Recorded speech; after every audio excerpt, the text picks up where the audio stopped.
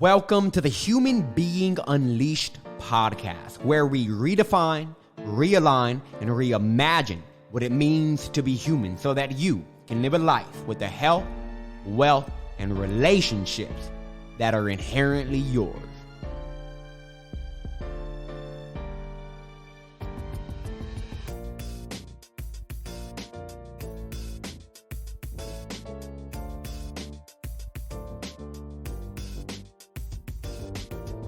All right, let me pull you guys up on my phone.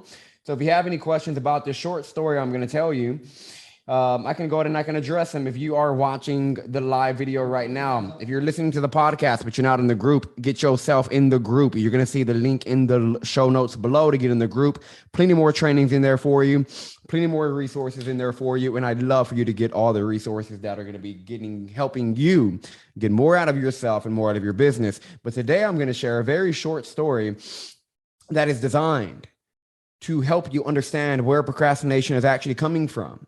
Because when you know where procrastination is actually coming from, you can eliminate it and you can let it go. And when I say let it go, I mean let go of an emotional response, because procrastination is not a behavior problem.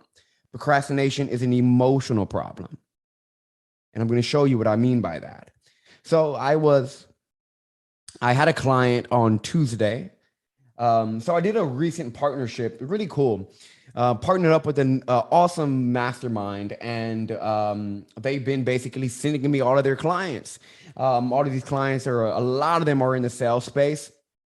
And one in particular was telling me, like, because when somebody gets on a session with me, one of the questions I like to ask them, it's a very interesting question, but when somebody sits down on a session with me, the very first thing I'm going to ask them is, if I can give you anything you want today, and you can ask for anything you want, with absolute certainty that you will get it, what would that be? And you can ask for anything that you want. What would that be? It was like, I want unwavering focus. I want unwavering focus. I want to be very focused. Okay? You want to be focused. What do you mean by that? Well, I get distracted easy. What do you mean you get distracted easy? Well, I'm sitting here and then I'm doing one project and then my mind automatically wants to do another project, and I'm so jumpy right now because I'm like so young. He's like a 24-year-old kid doing very well for himself financially, has a lot of time on his hands. And so whenever he's like working on a project, he immediately wants to go work on another project, and he's just very sporadic, right? Now, that's actually a very big benefit to a lot of people. I'm the same way. That's why I get a lot of things done. But anyways, this was not allowing him to get a lot of things done. And so as we broke it down, he used the word procrastination. I was like, why did you use the word procrastination? This entire time you were talking about distraction and focus, you said procrastination. He was like, well, if I look at it, dude, I'm just procrastinating, man. Like, it's not that I lack focus. I'm just procrastinating. Hey, Genevieve, this is going to be so interesting. I'm super happy you're here. But hit me with the hashtag live if you're live, guys. I see a few of you on here. It got down to procrastination. He was like, Adrian, I can focus, but I just procrastinate a lot. I was like, all right, let's figure out why you're procrastinating. So you are not at the mercy of past events, okay? You're not at the mercy of past events, but I do timeline therapy with my clients to go to past events, okay? It's not because they are at mercy of past events.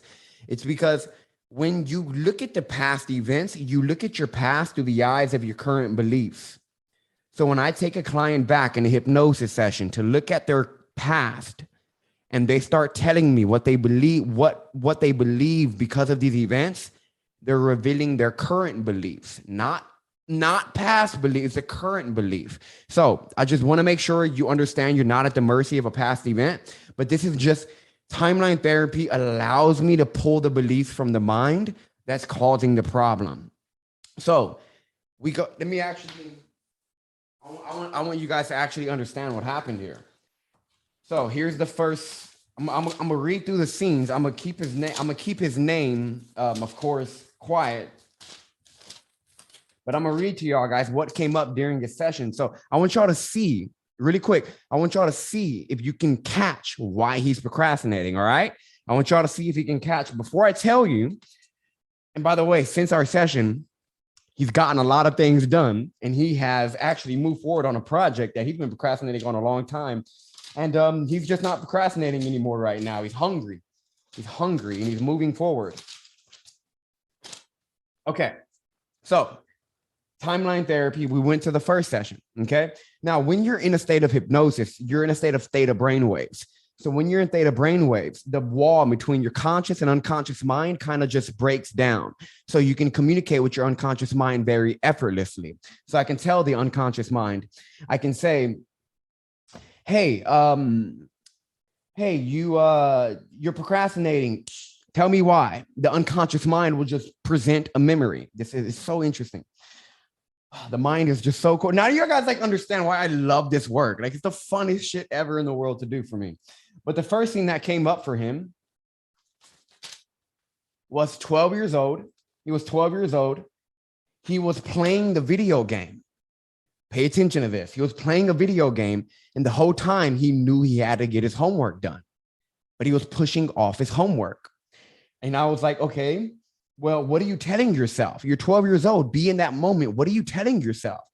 He said, well, when I have less time, I can get things done faster. Okay. So he associates efficiency with less time. So it's hard for him to spend a lot of time on a project, focused, not procrastinating, because it's associated with longer time. To him, that's not efficient. But I didn't think that was it. I knew from doing the work, I knew there's probably something deeper. I said, okay, I want you to step into that little 12-year-old boy. Tell me, what's on your mind? He was like, I need to get to the next level. I was like, you need to get to the next level? What do you mean? I need to get to the next level in the game before I can do my homework. I'm like, why do you need to get to the next level? I said, repeat after me. I need to get to the next level because if I don't, then what? He goes, I need to get to the next level because if I don't, then I'm not good enough. Oh, you're not what? I'm not good enough. Oh, okay. Now let's figure out where that came from. Second scene that came up, he was actually 17 years old. See, the mind is not sequential. The mind it's not like in the time that we think. It will jump back and forth in between ages. He finds himself at 17, just finished a race. He was a swimmer. He'd been swimming for 10 years. He just finished his last race and he won second place. The only way you can go to nationals was by winning first place. So he went second. And then his entire swimming career came to an end that day. And he told himself in that moment,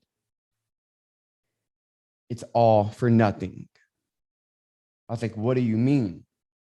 He said, work is pointless if I can't win. It's pointless. It's pointless. And what are you telling yourself in this moment too? I'm not good enough because I couldn't get first.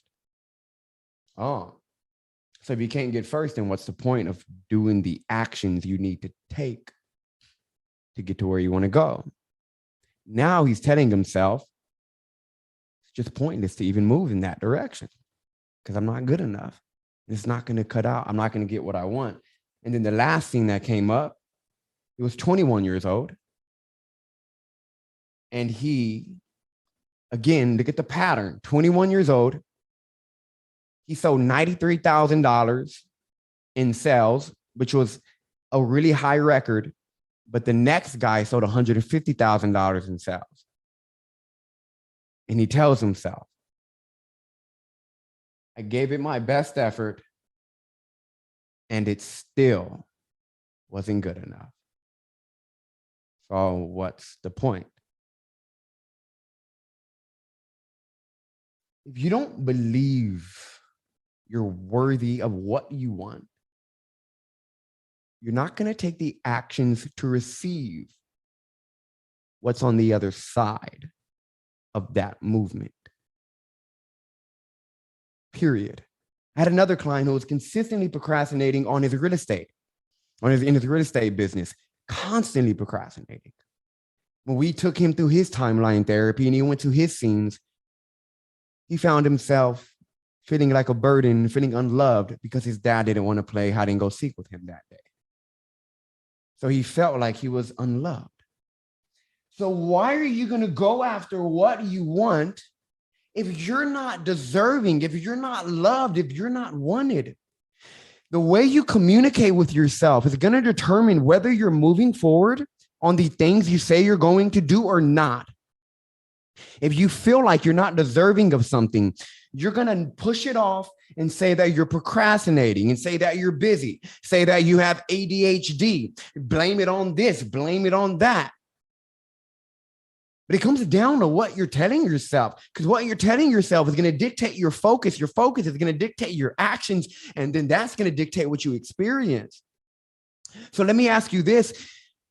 Is it that you're procrastinating, or is it that you don't feel good enough or deserving enough to receive what those actions that you're avoiding will give you? If you just assume the new belief that you were good enough, that you were worthy, and that you were deserving, procrastination would disappear. Self-comparison disappear. Questioning whether or not you can accomplish your business goals, your vision, would disappear. Addictions, things like that, they begin to disappear. And then your revenue just goes all the way up, and then you start making more. It is the most interesting things. I helped a client, and you will see he actually put his testimonial in here, but we helped a client just believe he was good enough. He went and doubled the sales right after our session and made $2,200 in commission, which is great in commission in a single day. When he was like, dude, holy shit, I've never made that kind of in commission, because he just believed he was good enough. That was it. It just came down to his genuine belief in himself that he was good enough. And whenever Genevieve says, I'm not good enough, hold so many back, Genevieve, you're going to find this not surprising, but I have maybe 4 of these journals full of notes from like clients. And there's 3 main beliefs that come up when I work with these clients. There's 3 main beliefs that come up. I mean, I'm talking addiction, like porn addictions, alcohol addictions, procrastinating, the fear of selling, the fear of being honest, the fear of conflict, social anxiety. I mean, even eczema, like so much issues that have gotten brought in my way. I've narrowed them down. It's not every case, but majority of the times, the 3 beliefs I'm revealing is: number 1 is I'm not enough. Number 2, something is wrong with me. Number 3, I'm too different. I'm just too different. I don't belong here. I don't fit in here. I'm a burden. I'm not wanted here. These stories are the only reason you don't have what you want. And you can throw every excuse in the book at me and say, Adrian, did you not understand COVID and like really hurt my business? Why haven't you been resilient since then? Right? There's outside circumstances, I understand, but I want you to also understand you're going to perceive the outside circumstances through the lenses of your beliefs. So you're not going to see the circumstances for as they are. You're going to see the circumstances for as you think they are. You're going to see the circumstances for as they think they are. So remember this: procrastination is not a behavior problem. Procrastination is an emotional problem. Solve the emotional problem itself, procrastination will disappear easily, because you're going to be good enough to go get what you want. And when you feel that in your nervous system, when you let your mind accept that and your nervous system normalize that, then guess what? It becomes natural for you to show up the way you want to. And guess what I'm about to do? I'm about to send 20 email videos. I'm about to send 20 email videos to mastermind groups and other events that have stages that I can speak on.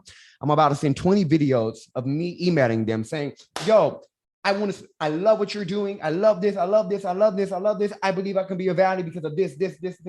And I'm going to do that knowing that I deserve what I want. And they're going to feel that because I actually deserve what I want. And so I lead from a feeling of abundance, from a feeling of like, look, by me asking you this, I'm adding into your life. So you're going to say yes. But I can be scared shitless and not do this because I didn't think I was good enough. All right. So There you go. If you want to resolve your emotional problems, if you want to resolve your procrastination, just tell yourself just adopt the belief that you're good enough and that you're worthy enough and you can do whatever you want. There's so many ways for you to adopt a belief. There's so many ways for you to rewire beliefs and change it. First and foremost, what you can do is a great way to restore your value in yourself. It's been 5 minutes a day reviewing past successes. 5 minutes a day, close your eyes, imagine a past success. That alone will reinstill self-worth. That alone is just a profound technique you can do. Super simple. Other than that, you can do lofty questions. In fact, I have a podcast on 4 ways to rewire your beliefs. So go check out the podcast, Human Being Unleashed. You will see 4 ways to rewire your beliefs. It's a very simple, practical way to do it. You know what? I can actually go live in here. And I'm gonna do that. I'm gonna go live in here and I'm gonna drop that in here as well. But if you want an accelerated way to do this, if you want help with me one-on-one to help you do this kind of work that I was sharing with you, you want to learn about the Resilient Mind program, just go ahead and comment below PDF. And I'm not going to try to sell you anything, but I do have a 35-page PDF that goes over my entire system, my entire process, and what it does, what it doesn't do, who it's for, who it's not for, pricing, literally all the ins and outs of what I do. That way, if you want to work with me, you have all the information. I don't have to sell you shit. You know if you want to work with me or not. All right. So aside from that, I hope this was helpful for you. And drop your biggest takeaways in the comments below. Here's a tip. When you drop your takeaway in the comments or when you reflect on something you learned, you ingrain it even deeper. So drop your takeaways in the comments. If you felt like this was valuable, comment below value and invite some of your friends who you know can benefit from this group. Invite them in here so they too can get more out of themselves.